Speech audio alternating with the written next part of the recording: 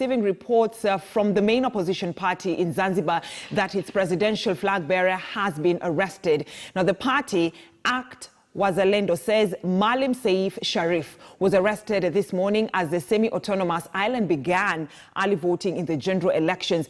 It is said the candidate was arrested while trying to cast his vote. Early voting is designated for officials from the Zanzibar Electoral Commission, returning officers and security personnel. Now, Seif has been opposed to the amendment that introduced early voting, claiming it would give room to rigging and malpractices, allegations that are strongly denied by Electoral Commission. The island has a history of contested polls.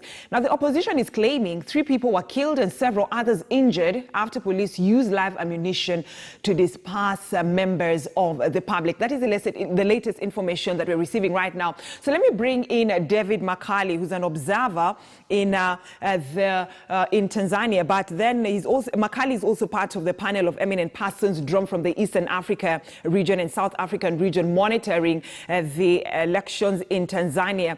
And Mr. Makali, thank you so much for talking to us here on KTN News Center. So talk to us about the elections this morning, the turnout, the voter turnout.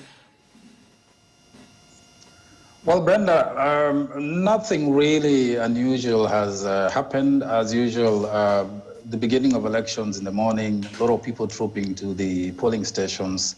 In some areas, of course, a huge turnout. In some areas, not very high. But people are turning up to vote, and we are monitoring from TVs and other sources what is going on. And I just saw the presidential candidate for Zanzibar for CCM, Hussein Mwinyi, casting his vote. Nothing unusual. Things are looking good, but it's early in the day, so we don't know how things are going to turn out later on, because there's a bit of tension around this election. All right, and the allegations of internet shutdown, which has caused a lot of concern, not only for Tanzanians and also, Kenyans who are keenly following up on these elections, but also it's caused concern to the U.S. Kindly confirm to us about this internet shutdown. Well, I cannot authoritatively say that there's been an internet shutdown, but there have been complaints about the slowing down of the internet, inability to send messages. Previously, in the course of this week, there were claims that messages bearing the name of the opposition candidate, presidential candidate for the main election, Tundu Lissu, could not go, but his name had been spammed. So if you send a WhatsApp message with the Tundu Lissu in it, it would not go, or it will hang, and things like that. Nothing verified, really, but I cannot rule out such mischief, because I think from the campaign period up to now, the government has shown a determination to tilt this election in its favor. It's restrained a lot of communication. On 24th, which is last weekend, the government suspended, the Tanzanian Communication Regulatory Authority suspended bulk messages across all the communication companies, meaning that the politicians cannot use bulk messaging to mobilize supporters or to to send messages around the country. Right. Among other constraints that they have placed on media and the freedom of speech, including very, very stern action taken against users of social media, whose accounts, some accounts have been suspended. Right. So what is the general feeling of the panel on today's election, voting actually? Our view is that we've been monitoring this election campaign since August 27th, and the campaign period ended last evening after 60 days. The conduct of this campaign has been clearly skewed in favor of the Chama cha Mapinduzi, the ruling party of President Magufuli, who is defending or seeking re-election. We saw a lot of inhibitions placed in the way of the opposition candidate, Tundu Lissu, as well as the president for Zanzibar on SCT Wazalendo, Ahmad Sharif, whose campaigns were suspended at one time. Tundu Lissu for 7 days because of alleged breach of election regulations, ethical concerns, which he submitted and obeyed. He was also stopped a couple of times on the way. And we've seen activities of the opposition are really frustrated in many ways by security agencies, which means then that the ground has not been even. And that is just looking at the conduct of the campaign itself. But then there are other things around this election which really make this a totally an unfair election if you look at the environment and conditions. For example, the management of this election is in the hands of the National Electoral Commission, both Zanzibar Electoral Commission and the National Election Commission for the overall elections of the mainland and the country. Now, these electoral bodies are appointed by the president. I mean, just, which is not anymore the convention in democratic practice. To the registrar of political parties is also an appointee of the president. If you look down the electoral management staff, up to the districts or the local authorities, they are government administration officers who are named district election directors. Mm-hmm. And so there is absolutely no likelihood that these officers or the electoral commission can present or can be fair and non-partisan in this election. Right. So the playing field is obviously tilted in favor of the CCM and President Magufuli. And even though in this environment, still the opposition has put up quite a fight, and Tundu Lissu has been all over the place, Chadema has been all over the place. They've tried their best, but they have encountered obstacle upon obstacle at every turn. A lot of the candidates for parliamentary seats and local authorities, wards, councils, were disqualified very, very arbitrarily, most of the time without even good explanation from the Electoral Commission. All right. In fact, Makali, and these have raised very serious issues about the fairness of this election. In fact, I was about to ask you that because it looks like today's, not even it looks like, but today's election, the Tanzanian general election puts the country's democracy on trial. And the reason as to I'm saying that, it's because, Tundu Lissu spoke to the Standard Digital yesterday, and he aired his fears, claiming that the government is planning to rig the elections using state and security agencies. Well, those are very widespread fears by the opposition. But again, this happens across African elections. I mean, it happens in Kenya, happens in Uganda. Tanzania is no exception. And we see the state instruments being used to make sure that the incumbent has a better chance of re-election. And that's actually why there has been so much tension in Zanzibar, because Zanzibar is the place where the opposition is strongest. And there's been fear that the government will force its way, as has done in the past, to make sure that it wins this election. The election is between Dr. Hussein Mwinyi, former President Hassan Mwinyi's son, who's been a minister in the Magufuli government, Minister for Defense. Now he's running for president in Zanzibar. And Sharif Hamad, who is a perennial candidate for presidency of Zanzibar, which he hasn't succeeded for a long time. And the opposition in Zanzibar is very strong, and the government has been very keen in deploying heavy security presence all over the place. Now, yesterday, on the election eve, essential service providers like security agencies and election management officers were casting their votes.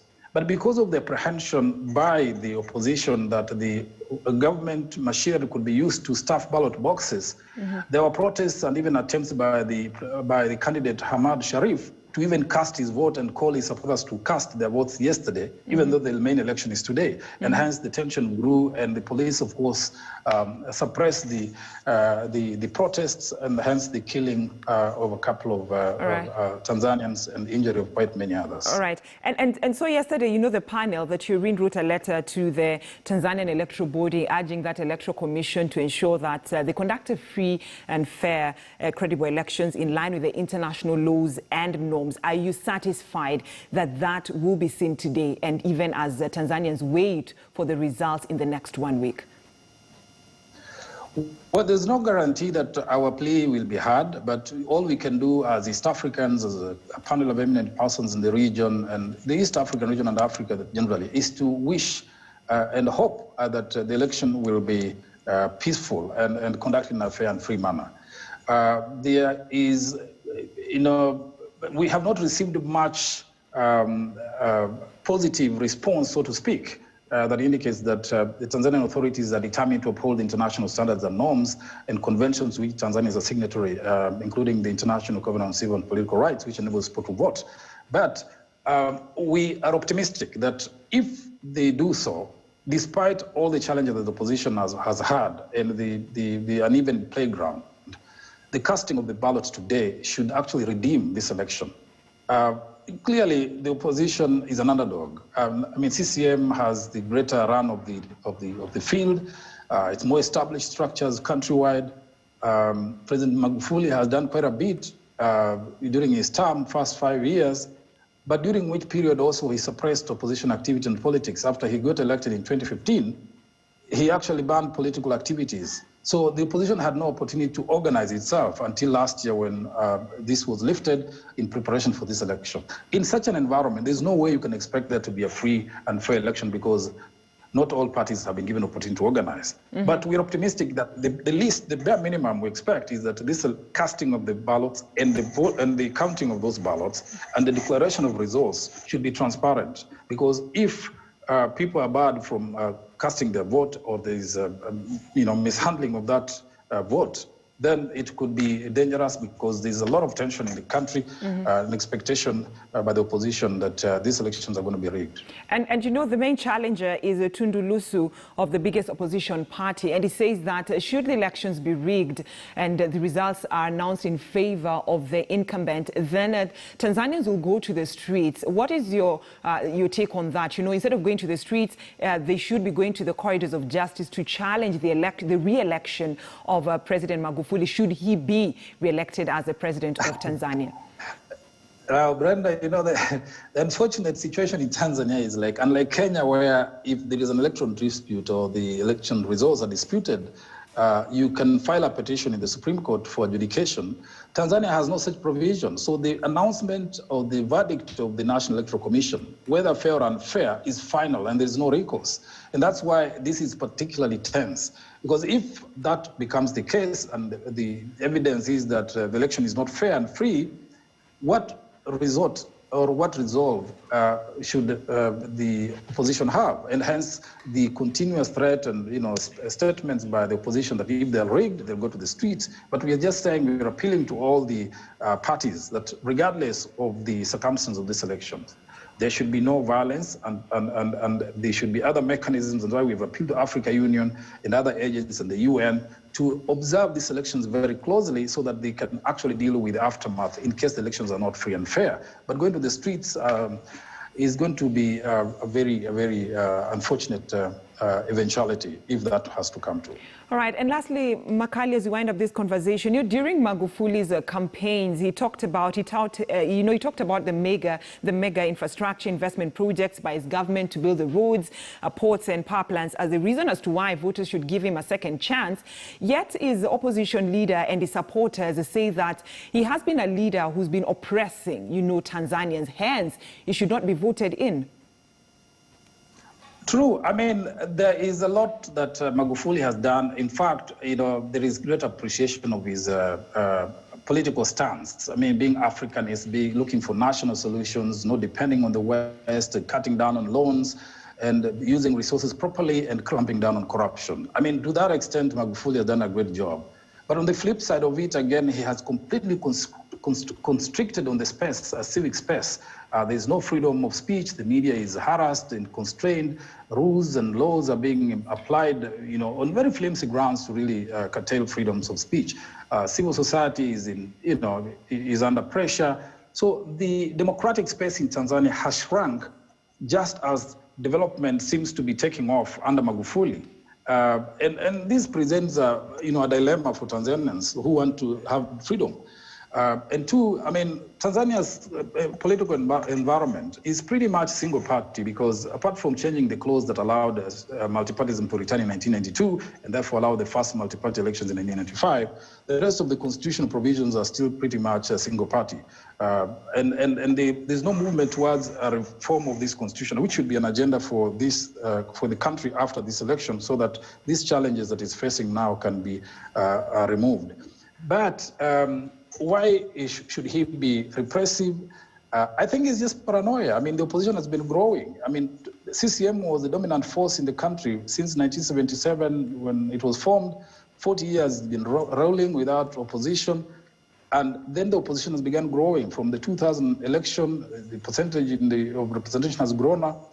To 2020, the last election, when Magufuli ran against Edward Lowassa, the former prime minister, the Magufuli won by about 58% to about 40% by Lowassa, the opposition. So the narrowing of the gap between the opposition and the CCM is worrying to CCM because it will soon become like all the independence parties in Africa, losing out the way KANU did in Kenya and so forth. So that fear and apprehension is really strong. In fact, what motivates this election to be so tense is the speculation that if CCM wins a majority of 2/3 in parliament, there is speculation that there could be a move by the party to change the constitution to remove the term limits. Right.